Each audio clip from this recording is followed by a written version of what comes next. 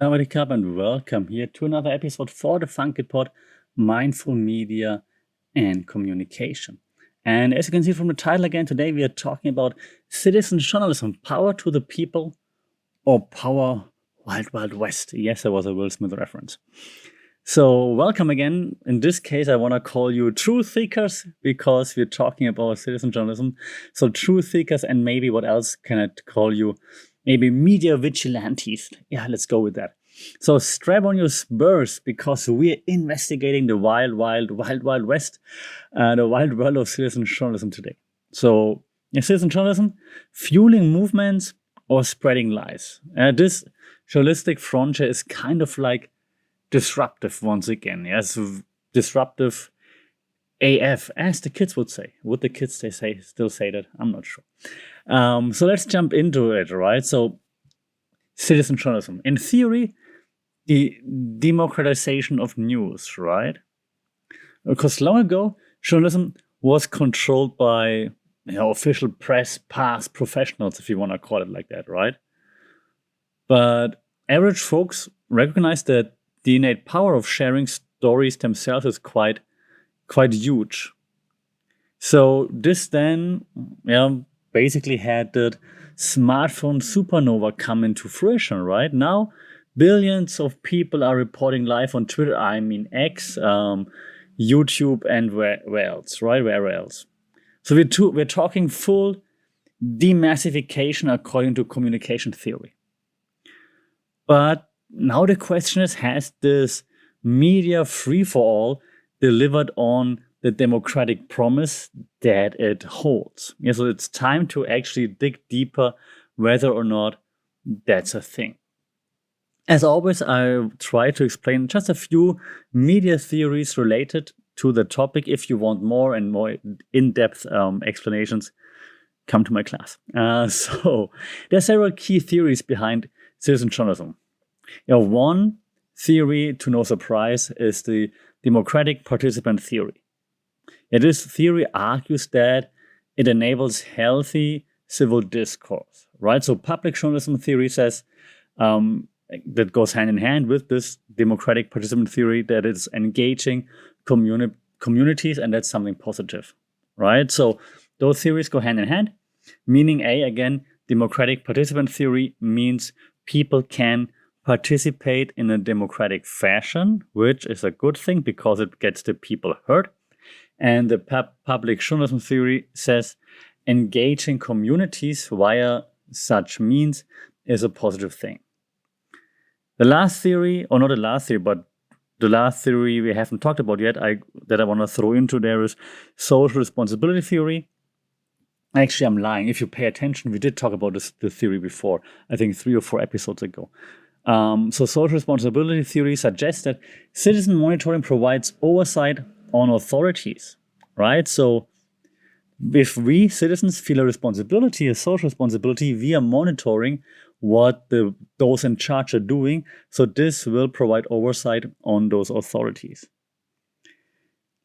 But, of course there's a but, right? But those high-minded ideals depend, of course, on citizens sharing verified facts, not fictions. Because as Spider-Man and Spider-Man's uncle know, with great power, you finish it. Exactly, right? So then the last theory that I mention, I think, in almost every episode, just because it's that important, is the cultivation theory. In the cultivation theory, by now you know that, it examines how accumulated messaging shapes social realities over time. But the more you're exposed to something, the more likely it is to shape your understanding.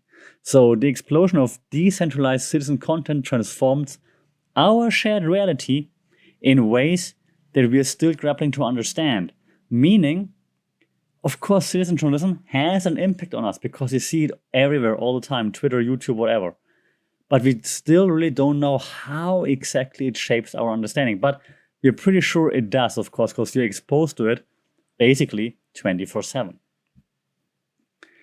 And to just go down the road even further, of course, citizen journalism can have an impact on social movements. And at its best, right, citizen journalism has, of course, fueled monumental positive change. Yeah, for instance, when oh, 1 second, the name's gonna come to me again. I prepared it and then I thought, yeah, I know it and I don't have to write down. Daniela Fraser, the teenager who filmed what happened to George Floyd, right? That video, of course, exposed like the racist police brutality and it ignited global protests. So here, citizen journalism was very, very, very important.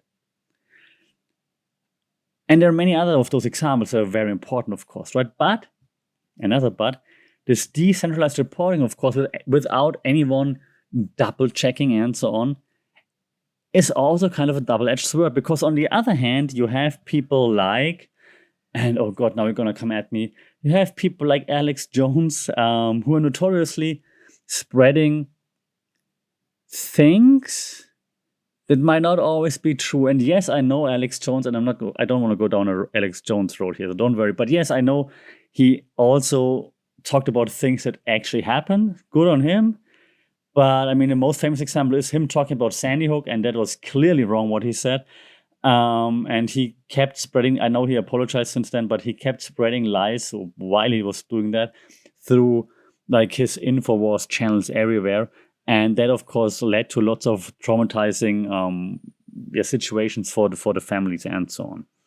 So that's just one example. And I picked this example because it's a quite famous one, right? So that's just an example that highlights how ethics and principles matter deeply, even without editors that are overseeing citizen publishing, of course. So the question then is, of course, right, if you're a journalist, you're working for a journalistic outlet, there should be someone, an editor or whatever, who checks what you're writing before publishing, right? Now, it's for citizen journalists, we can all just publish our stuff. Who is checking whether or not we are adhering to ethical principles or not, for example?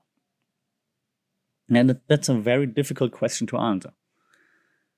And so professional journalism has to evolve, of course, as well, right? So amidst this instability and the misinformation threats out there that have been introduced by this, some might say, unbridled citizen journalism, I wouldn't go that far, by the way. So I see, when I prepared for this talk, right, I see the debates out there, like mainstream media saying, no, citizen journalism, there is just no fact-checking involved, and so on.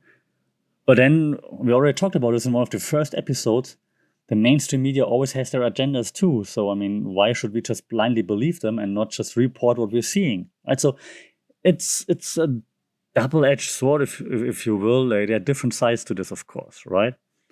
But there is misinformation out there, of course, whether it be mainstream media or citizen journalism, right? And that's why professional journalism, of course, still remains critical, because if journalists are taking their work actually serious, then, of course, according to the definition of a journalist, they would defend the truth.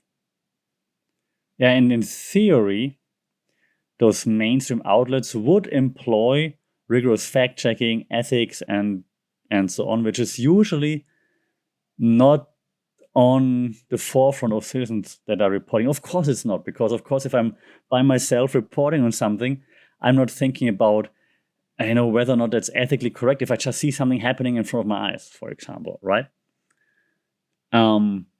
Again, in theory, media journalists are the watchdogs, right? They're reporting on what is happening. Now that we know from previous episodes that different outlets have different agendas, that's not always the case. And that's why citizen journalism is so important, of course.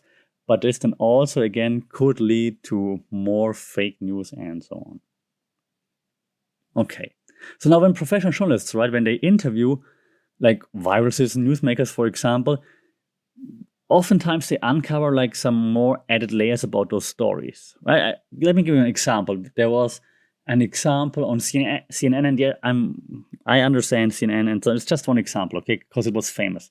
So a CNN reporter, I think it was, I should have written down the names, Jessica Rabbit, I think that's that one, right? So a CNN reporter, she interviewed like someone about his sudden internet fame based on on a red sweater debate moment. And while she was doing that, she exposed some key details about his pretty offensive Reddit history, which was missing, of course, from his viral moment, right? So quality journalism future is like, I think, a thoughtful, if it's possible, synthesis of professional standards and community perspective. And so that it needs to get together if that's possible. But of course, we know we're working for clicks, we're working for agendas, unfortunately. So the question remains, will it be possible?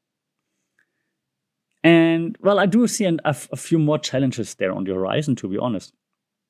Because, of course, citizen journalism disrupts traditional journalism, right? Which is a good thing. Disruption is good, change is good. And as print declines and like papers online, they install paywalls, and funding quality reporting is becoming more and more difficult. Yeah, it's interesting to understand or to think about like how to go about. And while one might think, well, those citizen journalists that just posting everywhere are a good thing, and I agree they are, but this anonymous publishing also brings about challenges, of course, right? Because anonymity, of course, enables candid expression, but it can also shield, of course, malicious acts without accountability, and that's a problem. Now, identifying anonymous publishers helps confirm intent, but then, of course, in different countries, that might also lead to those in charge not liking you. So it's really, really difficult, of course. So a few tips for aspiring citizen journalists, if you are one of those. So if you're compelled to contribute to news, some of the principles you might just want to think of is like, always film and photograph ethically and consensually in public spaces. That's quite important. You fact check diligently before spreading any potential misinformation. That doesn't mean self-censor. It just means fact check, double check, make sure you've got it all right, because then you can be confident to publish it. Ideally, you always provide context and you add depth to something, not just like, hey, this just happened, because why did it happen? What's the context? And that's very important so that people can trust you. And always, always, always, of course, prioritize truth, safety, and ethics over virality. And that's my main issue, actually, because I'm a big proponent of citizen journalism. I think it's very, very important, especially as you know, this podcast is coming from you to you from Thailand. So I'm all for citizen journalists here as well. It's great to see people doing this, but your goal should not be to go viral. Your goal should be to share the truth in an ethical way, right? So I think that's one of the most important things we have to consider. So the road ahead, right? What's next? What's happening? So I think expanded access to reporting brings like both progress and major problems, of course, what I just mentioned earlier, right? I think the duty now for us is to really thoughtfully strengthen citizen efforts through, I want to say, diligent analysis. Because it is a seismic media shift, right? And this shift mandates honing our skills as media users, consumers, to identify truth amidst the chaos. The people have spoken, so we gotta listen closely and responsibly. And if you know, and it's not only for citizen journalism content, by the way, it's for all kind of news content. If you know how to listen and how to identify the truth amidst the chaos, be it from a citizen journalist on Twitter, YouTube, X in YouTube, Rumble, whatever you're doing, or a mainstream outlet. If you can identify truth amidst this chaos, then you know what you can trust. And I think that's the most important takeaway. And this goes again hand in hand with an episode we had before, media literacy. So it all comes down, how literate are we when it comes to media consumption? And that's why this is a part of the mindful media podcast here for me, because mindful media consumption will lead to an increased skill when it comes to digital/media literacy. And this will hopefully lead to us understanding more what's been said in the media, what we can trust, what we shouldn't trust, what to believe, and what to do. All right, so that's my episode on citizen journalism? Let me know what you think. Do you follow lots of citizen journalists, or do you follow? Oh, and I would be remiss if I wouldn't mention this one, right? Okay, let me add it one more time and let me get some heat. Russell Brand is, of course, also some form of citizen journalism. Russell Brand, comedian, actor slash citizen journalist, I guess, has those very often like viralish clips on YouTube, and then he makes you go to Rumble because YouTube doesn't let him monetize his content or doesn't let him go live anymore or anything, because he often says outrageous things. But it's also part of it, and I do have to say, it's good that people like this are out there, right? Because if your media literacy is there, if you are literate enough, and you can bring, or you can identify truth amidst chaos. I said it a thousand times now. I just like that phrase, so I stick with it. Then this is good, because there are things that you can pick up and can say like, oh, interesting. He's yelling a lot right now, so I'm not sure if I should believe it. And all his titles are in all caps and seems a bit clickbaity, but maybe there is something to it, and I look into it more by myself. So it's a good thing. So citizen journalism can definitely be a good thing if all the things I just mentioned before are in place.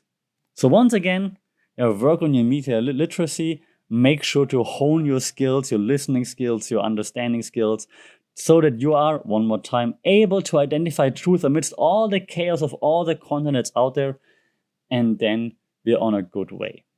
As always, I appreciate you listening. I'm keeping it short again, around 15 minutes, as always. Don't forget, if you enjoyed this, to share with friends, like, share, subscribe. You know that the drill. That would be fantastic. Leave a review if you can. And we're talking again soon. Until then, thank you very much. If you're in Thailand, enjoy the long weekend. And yeah, stay safe, take care, and we talk soon. Sawadee Krap.